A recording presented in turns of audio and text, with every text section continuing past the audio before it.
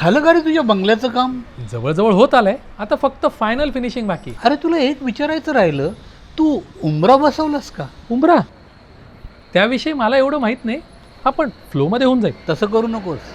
एक लक्षात ठेव, घराचा उंबरा हा घरातला अतिशय महत्त्वाचा घटक आहे. आपल्या घरातल्या ऊर्जेचं संतुलन म्हणजे एक प्रकारे एनर्जीचं बॅलन्सिंग करतो उंबरा. वैदिक पद्धतीनंच त्याची रचना करायला हवी. म्हणजे काय? अरे त्याला बरीच सामग्री लागते.